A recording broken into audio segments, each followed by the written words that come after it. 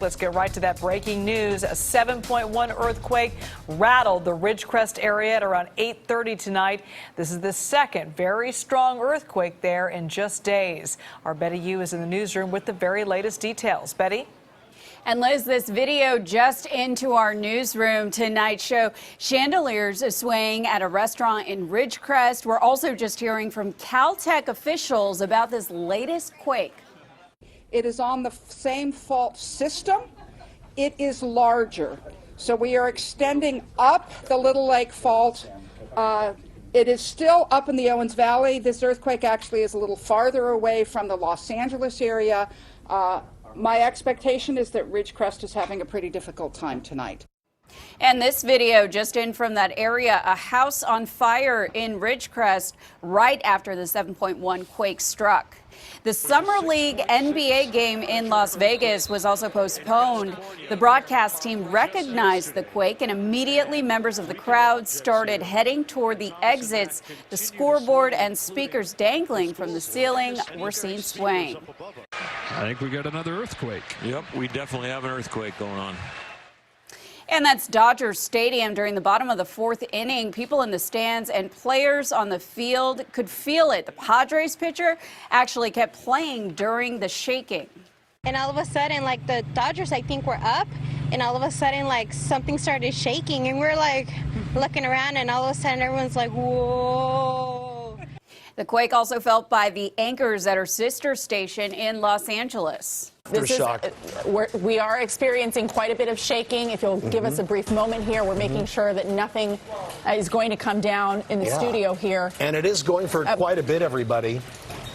It continues this is a very strong rattle earthquake. Pretty strong here. 8:21 here on the air. We're experiencing very strong shaking. Wow. I think we need to get under the desk. All right, we're going to go to break. We'll be right back after this. Wow.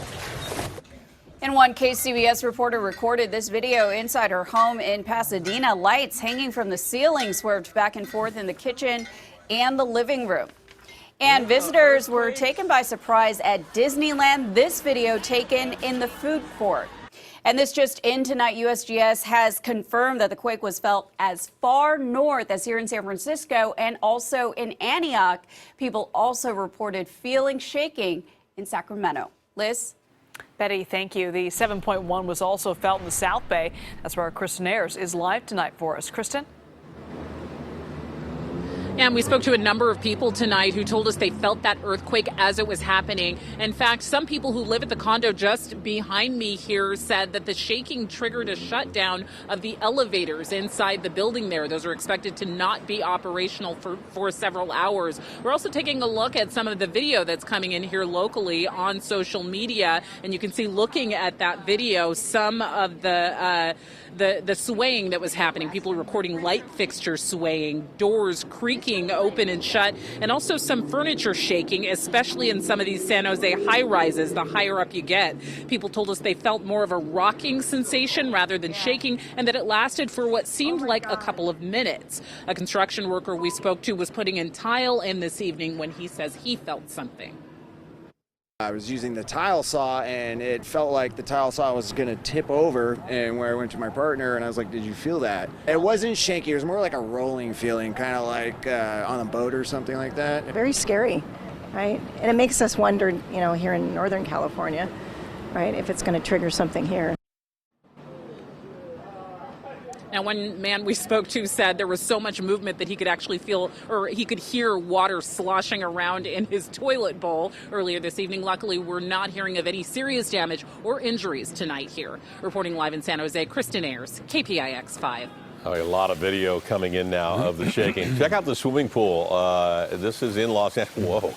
In Los Angeles. Paul, it sounds like what happened yesterday now are confirmed foreshocks to this one. This is interesting because it caught our attention here at KPIX 5 yesterday that the percentage chance that yesterday's earthquake, magnitude 6.4, was a foreshock. It wasn't 5%, which is the chance we always hear. It was 9% because 2 days ago there was a magnitude 4 in this location. Yesterday there was a magnitude 6. Tonight, a magnitude 7.1. Now, what could happen after this? Well, there's a 5% chance that this is a foreshock to something bigger.